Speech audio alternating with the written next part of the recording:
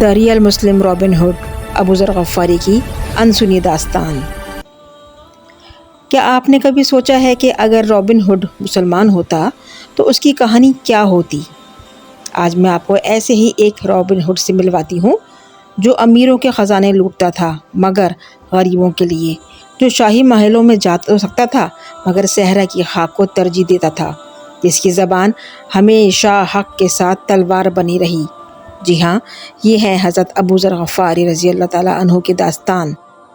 بسم اللہ الرحمن الرحیم۔ السلام علیکم ورحمۃ اللہ وبرکاتہ۔ ایک ایسے انقلابی کی کہانی کہ جس نے دنیا کی ہر دولت ٹھوکر مار کر حقیقی غنی کو پایا۔ تھوڑا سا ابتدائی زندگی کا تناظر ہم دیکھتے ہیں۔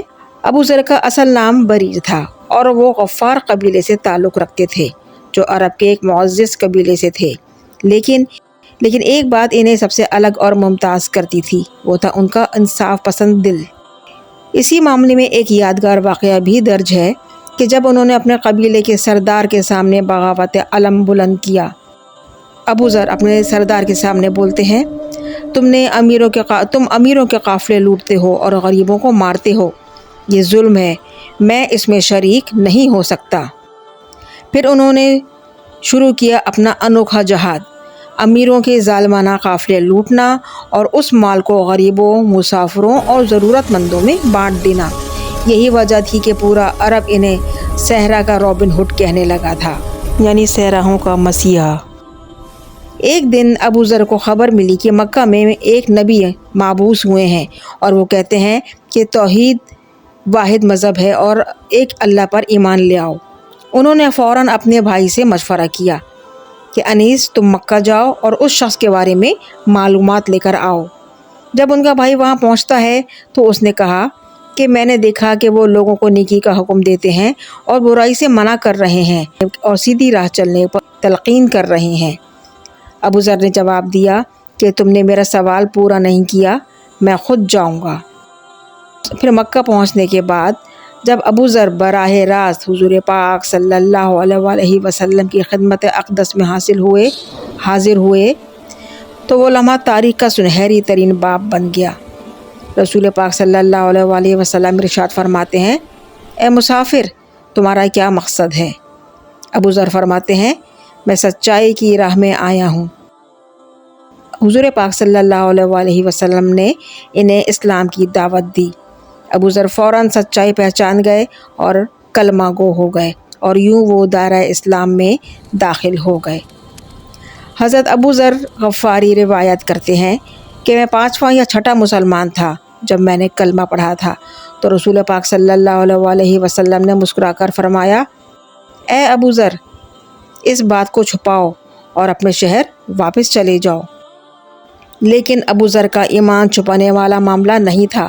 وہ براہ راست کعبہ پہنچے اور بلند آواز سے پکارا، اشہد ان لا الہ الا اللہ واشہد ان محمدً عبدہ ورسولہ۔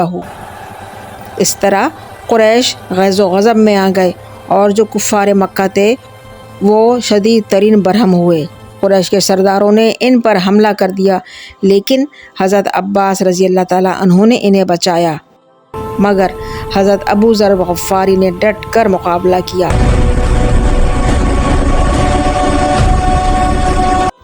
ابو ذر غفاری فرماتے ہیں، خواہ تم میرے ٹکڑے ہی کیوں نہ کر دو مگر میں اب ایمان نہیں چھوڑ سکتا۔ اس کے بعد آپ مدینے چلے گئے اور مدینے میں آپ نے قیام کیا اور حضور پاک صلی اللہ علیہ وسلم کی صحبت اختیار کی۔ ہجرت کے بعد ابو ذر مدینہ آ گئے۔ یہاں انہوں نے رسول پاک صلی اللہ علیہ وسلم کی قربت حاصل کی۔ آپ صلی اللہ علیہ وسلم نے انہیں صدیق الامہ کا خطاب دیا۔ حضور پاک صلی اللہ علیہ وسلم کا فرمان اقدس ہے، آسمان کے نیچے اور زمین کے اوپر ابو ذر سے سچا کوئی نہیں ہے۔ سنن ترمذی۔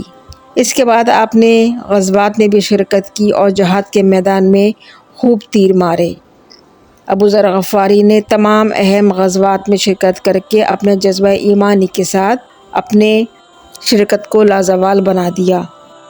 غزوہ تبوک میں جب رسول پاک صلی اللہ علیہ وسلم نے سفر کا اعلان کیا تو بہت سے لوگوں نے غزوہ تبوک میں شرکت نہ کرنے کے مختلف ہیلے بہانے تراشے اور حضور پاک صلی اللہ علیہ وآلہ وسلم سب ان کی باتیں سنتے رہے، اور ان کے قریبی ساتھی آ کے آپ کو فیڈ بیک دیتے رہے کہ حضور پاک آپ کا فلاں ساتھی شریک نہیں ہوا، فلاں ساتھی شریک نہیں ہوا۔ اور جب حضرت ابو ذر غفاری کے بارے میں بتایا تو حضور پاک صلی اللہ علیہ وآلہ وسلم نے فرمایا ابو ذر غفاری کسی بھی معاملے میں پیچھے نہیں ہٹ سکتا، جبکہ دوسری طرف حضرت ابو ذر غفاری کا اونٹ تھکن سے چور ہو چکا تھا اور وہ اٹھنے کو راضی نہیں تھا۔ حضرت ابو ذر غفاری نے بہت کوشش کی کہ ان کا اونٹ اٹھ جائے، کیونکہ اس کے اوپر سامان تھا اور 700 کلومیٹر دور تبوک تھا، لیکن جب وہ اونٹ نہ اٹھ پایا تو انہوں نے اونٹ کو وہیں چھوڑ کے صحرا میں اکیلا اپنے کاندھے پہ سامان لاد کے انہوں نے خود سفر کرنے کا ارادہ کیا۔ پھر انہوں نے پیدل چلنے کا ہی فیصلہ کیا۔ حضور پاک صلی اللہ علیہ وآلہ وسلم فرماتے ہیں، اے ابو ذر تمہارا کیا حال ہے؟ ابو ذر بولتے ہیں، یا رسول اللہ میرا اونٹ تھک گیا ہے اور میں پیدل ہی چلوں گا۔ رسول پاک صلی اللہ علیہ وآلہ وسلم نے انہیں اپنی سواری پر بٹھا لیا اور فرمایا، اللہ ابو ذر پر رحم کرے، وہ تنہا چلتے ہیں اور تنہا مریں گے اور تنہا اٹھائے جائیں گے۔ ابو ذر غفاری نے اپنی ساری دولت اسلام کی راہ میں وقف کر دی۔ ایک مرتبہ وہ اپنے تمام مال و اسباب کے ساتھ رسول پاک صلی اللہ علیہ وآلہ وسلم کی خدمت میں حاضر ہوئے۔ رسول پاک صلی اللہ علیہ وآلہ وسلم نے ارشاد فرمایا، اے ابو ذر کچھ مال اپنے لیے بھی رکھ لو۔ ابو ذر فرماتے ہیں، یا رسول اللہ صلی اللہ علیہ وآلہ وسلم میں تو پورا کا پورا مال اللہ کے راستے میں دینا چاہتا ہوں۔